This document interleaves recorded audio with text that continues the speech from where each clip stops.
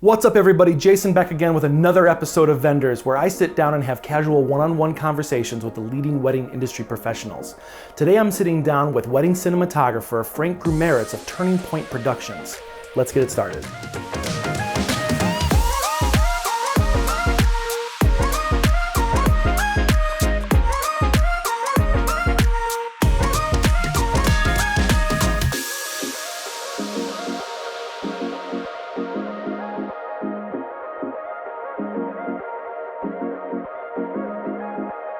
Frank, thank you so much for sitting down with us today. Oh, my pleasure. Thank you for having me. So tell us about who you are and what you do.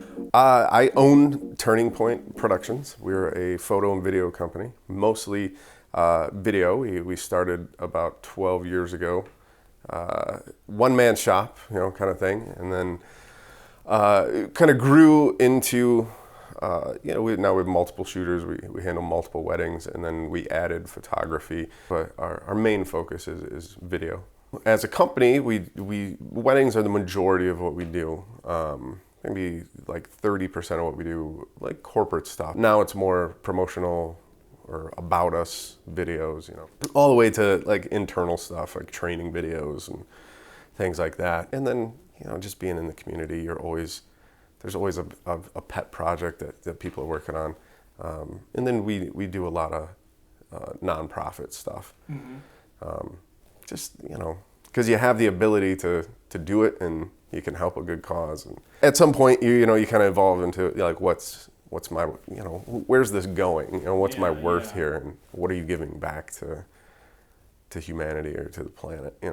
So probably the most basic question: why does a couple need a wedding videographer? I'm a little biased because I'm a wedding videographer, but I think the simplest, easiest answer is there is nothing else that captures the entire. It's cliche even to say it. Like, there's nothing else that you will get. No other vendor, nobody else will give you a product that immediately takes you right back to that day. And I'm not belittling any other industry, but photos are great, and you'll look at a photo and you're like, oh man, that's you don't get to hear grandma's voice, you're 10 years down the road. Especially like with video, there's even just at like the smallest level, the ambient audio that you'll record while a bride is getting ready. That song that was playing on the radio, or like a conversation that you can kind of hear in the other room, and you maybe can't make out the words, but it's your mom's voice. Not to be stereotypical, but then like with the guys, like that was when Purdue beat Michigan. That to me is like the biggest reason why somebody should. I'm 43. I've been married 14 years, and you forget like stuff. I've got a fantastic memory, but there's things you don't remember. And unfortunately, as life goes on, there's people that aren't around anymore, and it's a good way. It's the only way you're gonna have those memories of those relationships in that day, and then if you can take it from that level and then make something artistic out of it as well, why wouldn't you? Why wouldn't that be the first thing that you go to pick out? But again, I'm biased. So let's talk about at least the elephant in the room for us, and it might not be for you guys, but we're going to explain it anyway. So some people refer to themselves as wedding videographers. Some people refer to themselves as wedding cinematographers. What is the difference, or is there a difference? Yeah, technically there's a difference. A videographer's job is to kind of record and document the day. I think a cinematographer's job or purpose is to kind of be inspired by the day and make an artistic piece out of that day. Technically, you're typically using different approaches, different styles. You're factoring in things like film psychology or composition and things like that, whereas a videographer, I think, tends to just more, is it in focus? Is it capturing all the action that needs to be captured? And that at a very basic level, I think that's the difference. In a real world application, it's just what somebody decides to call themselves. And then the third part of that is, as a business owner, what are you searching for on Google? Are you looking for a cinematographer? Are you looking for a videographer? Right. You know, from a business standpoint, it's how are you connecting with those clients and what those potential clients and what they're looking for. So there's a multifaceted answer to that. When a couple's looking for a wedding videographer, they sit down. What are some good questions that couples should be asking? I think it's different for each couple. That's kind of like our main focus is the difference between like the uniqueness of each couple, and that's what we want to capture. I mean, by that kind of line of thinking, every question should be different and specific to that couple. The one thing I never, like, I think like it's very rare, like maybe one or two people ask me a year, if that, is why do you shoot weddings? Oh. To me, that should be like, why do you do this?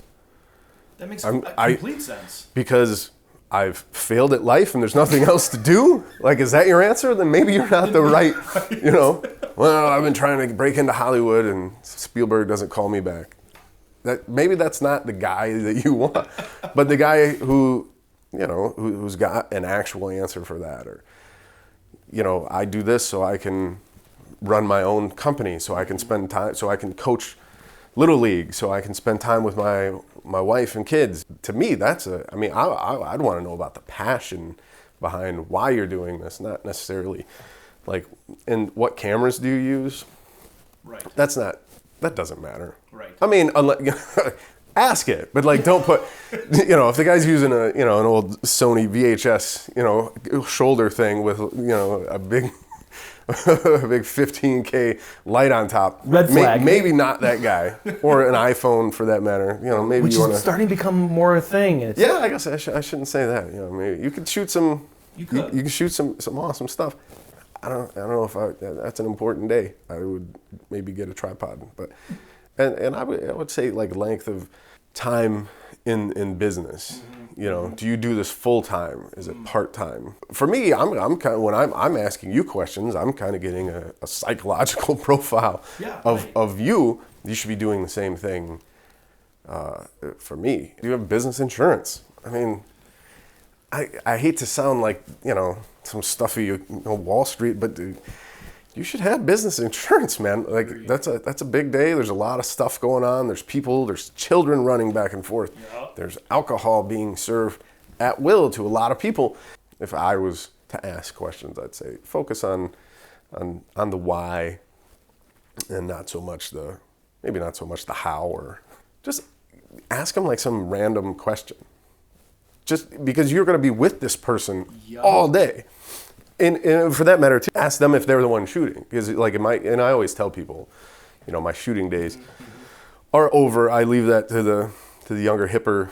Yeah, it's a young man's game, you know. So a couple sitting down with you, they're asking you these great questions. Out comes the contract. What are some things a couple should be aware of or should be looking for in a wedding videography contract? I always go into it saying it is a contract, so read it. And if you need another set of eyes on it, have your parents read it or something, because you are signing a contract. Right. So, I mean, don't take it lightly. There's nothing I'm hiding in there. Right. But I mean, in mine, for instance, there's a line that says, I'm not, just so we all know, I'm not shooting it. Like, but we're also not just hiring somebody that I saw at Aldi. The contract, the packages that I send out, so if it's 8 hours, whatever else, if there's raw footage included, you know, stuff like that. So anything you talk about should be in there. And if it's not, don't be afraid to ask questions. If there's something in there that you don't understand, just ask. Fire off an email and ask them. Nobody should get upset about it. Right. But I'm very transparent. So the entire package. So this is exactly what you're getting is here. Exactly when you're, not exactly, but you know, roughly when you're getting it. Yeah. If it goes past here, we will let you know, and you know, as a company, you have to abide by that. You know, there's nothing wrong with going a week or two over a deadline, as long as your client knows. As long as they're aware. Yeah, right. My biggest advice would just be to actually read the entire thing before you sign it. And you brought up a really good point about communication. One, there should be some kind of a trust level when you're working with a vendor. 100%. You like their work, you like who they are, they're in your budget, rock it, let's do it. Especially as a photographer or videographer, we get to be your best friends on that day. Yeah. And we're gonna be with you. You have to be able to click, you have to be able to communicate, and you have to be able to say, well, what is this? You have to be able to have both be on the same page. So if there is a question about the contract, bring it up, talk about it. Yeah. Or and then some aspects is like, oh, well, I thought that they said they were gonna, I thought they were gonna throw in an extra hour. That's what we talked about on the phone to. But if it's not in the contract. And it's not in the contract, then, make sure the date's correct. Make sure the addresses are correct in the contract. Yeah, make sure everything's correct. So all vendors are a little bit different. Some recommend you book early. Some recommend that it doesn't really need to be booked early. What about wedding videography? How early should a couple be booking? I think it depends on the company, first and foremost. Just like anything. If you are on board, like this is what you want, and the price fits and everything, why else would you wait? Right. Because it's happened, and it's not a fun thing. And we do multiple events per day. Mm-hmm. When you call back like 6 months later, and you're like, yeah, we want to move ahead, and I have to have this conversation about how we're not available. If that's what you want and it works in the budget, why sign a contract? Put the money. I've done things where people say, right now it's just kind of tight because we're paying for other stuff. Right. Okay, let's sign a contract, and then we can move the deposit back. Yeah. Like what works for you? 3 weeks, 4 weeks? Communicate. Yeah. Ask questions. Talk. Yeah. We've taken weddings. I don't like to do it. We've taken weddings a couple weeks out. That's just logistically, that's crazy. Yeah. That's hard to do. I would say from like a safe standpoint, 4 months is about the absolute latest that we feel comfortable booking a bride. Most of ours happen between probably 8 months and 13 months, something like that. Now, a lot of people think they see our price tag and they're like, that's what we're paying for 8 hours of your time? Obviously, there's a lot more that goes into it. So let's touch base on that.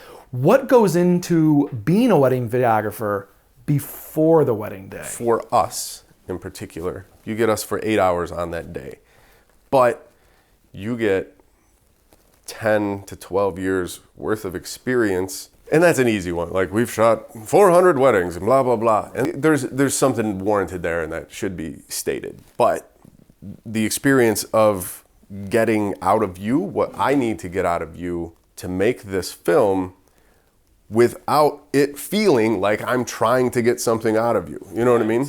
The reality is this, like you're planning your wedding. We can't hang out for 6 months. Right. You're not gonna, lay down on a couch and I'll sit in a chair with a notebook, and get to know your personality. So we've devised just like a brief questionnaire, and take a Friday night, pour a glass of wine, whatever it is you do, enjoy it, have fun, and tell us the first part's specific, like addresses, locations, things like that, start times, which is probably important. But then the other part is just you, what do you, what films you like, what makes you laugh, what do you like about her, what does he like about you? Because these are things that are gonna kind of clue us in. So then we take that, and then I edit, but I have other editors that work for me, and then obviously we have multiple shooters that work for us. So kind of pairing them up, checking their availability with your availability, and then matching up personalities and styles, and then putting together a game plan of, we know what your wedding video is going to look like before before we shoot it. Before you shoot it, right. But then the experience comes in. It's a live thing, so you get this videographer spidey sense that's like, something's happening in the other room and I should probably go capture it. That brings you to the day, and then you get your 8 hours, which is what everybody's like, well, this is, if you break this down per hour, okay, well, it's not exactly how it works. Right. So then after we shoot it, now I have to get footage from the shooters. So we're mailing drives back and forth, import it into the computer. So you got to go through, make sure everything's there. We're going to go through and kind of compartmentalize things and get a working rough master. And then we're going to cut a trailer for you. Depending on your editor, that could be anywhere from 3 days to 15, 20 days, 30 days. You're creating something out of nothing. So it's hard to say like, well, how long does that take? We're going to move on to either, your doc edit or the wedding film. And those, geez, now you're talking, if you're talking 3 days to a month for the trailer, that's 3 minutes. Well, you're expanding that exponentially when you get into the other stuff. So yeah, really, if you break it down per hour, dude, we should technically be taking out a small mortgage for a wedding videographer. If this was an actual corporate production or a film production, and we had a gaffer who does the lights, your audio, you got maybe a PA, a grip. So you're paying all these people, you get all that in like 1 or 2 guys. It's a very cost-effective solution to your problem. Videography costs different. Sure. From a wedding in Nebraska might not cost the same as a wedding in New York. Right. But what is your average price for a wedding video? If you're going across the nation, there's cost of living. There's everything's more expensive in bigger cities. Things like that. And then I think style-wise too. Like we got back to the videographer versus cinematographer. You want a guy to put a camera in the back of the room and hit record. That should be a lot cheaper than a guy who's coming through on a gimbal and doing spins around you during the first look with a second shooter that's zoomed in real tight, so he's cutting out the first guy so you'll never see him, but and taking the time to tell a story visually. Yeah, and then bringing in a master editor to craft it all together, and so for us, our average wedding is like $4,900 by the time, because we kind of give people like 3 packages. And again, try to just make it as simple as possible. Like your first package is one guy for X amount of hours. And then after that, you're adding another shooter and adding more time. And I always tell people, you adding more time, that's easy, right? You can visualize, okay, well, if we have 2 more hours worth of coverage, we have more footage. But adding another videographer, that changes things exponentially. Your opportunity for alternative angles or creative shots or more gear. With one shooter, you're focused on the nuts and bolts, right? I don't care if you pull off this amazing time lapse during the sunset and there's no footage of the bride and groom saying vows. Kind of pointless, right? Yeah. So if you bring in a second shooter, then he's kind of free, or they, with us, when they work as a team, it kind of frees up the creativity. So with 2 shooters, you get to see stuff that you would never see in your entire life. I don't care how much you say ahead of time, this is what I'm going to do, Frank, and I'm going to prove you wrong. When you're up there and you're saying your vows, you're never going to look over and get a good, accurate description of how your mother looks when you're saying this. That's super true. But we can do that. Yep. And 2 shooters can do that. Now, 1 shooter can't do that. At least not inconspicuously. Yeah. You're going to call a timeout, turn it around. One of the things that I like to tell my couples is no matter how much you plan for your wedding day, no matter how many details you get down to the most finite perfection on your timeline, something's going to go wrong. Yeah. And that's okay, because it's how you deal with it and how you move on that makes the day that much better. So give me an example of how you have fixed the fuck up on a wedding day. From an edit standpoint, just speeches. Somebody's up there and they're uncomfortable, and people remark quite often because they get, if they get the raw footage too, they get to see what you actually sounded like. And that's just weird for most people to, like, I'll watch this and I'll be like, oh my God, I sound like a tool. So nobody wants to see themselves, but and when we cut around all those and we just make you sound like this fluid Harvard graduate that's just giving a valedictorian speech somewhere as video guys, we get to fix it. It is the way that we intend it to be and how they intended it to be, not necessarily the way it happened. A lot of couples will start doing their research and start finding prices for vendors, and there's a lot of sticker shock. Yeah. Because you've never shopped for video before. You don't know what video production costs. You mentioned your average price was $4,900. Can you break down roughly where that money goes and what you bring to the table for it. Like logistic stuff, like you need electricity to run your computers. You need a computer. You need gear. You need like the physical stuff, microphones, lenses, things like this. These cost money. You need people to shoot. So you've got, if you're running multiple crews, then you have to pay that person per hour or per day. Your editor gets paid, and then you have business expenses. People have to know about you, so you're going to have some sort of marketing expense. You've got overhead for whether you're doing it at home or you have a studio. If you have a studio, obviously it's more expensive. If you do it at home, you still have to have a dedicated spot for that. And that doesn't even really get into like the past stuff. It's almost easier for people to go, well, I'm a systems analyst because I went to school to do this and I was trained to, so I have this much money wrapped up in it. Like we went to school too, so it's not like sitting around lighting cigars with $100 bills because I shot 5 weddings. It's not the case. When any couple is out there looking for wedding vendors, let's face it, we're all looking for a deal. What are some ways a wedding couple can get a deal with a videographer? Like, don't confuse a cheap price with a good product. If you're paying $500 for wedding videographer, I guarantee, I guarantee it's not going to look like my stuff. It's not going to look anywhere close to, you get what you pay for.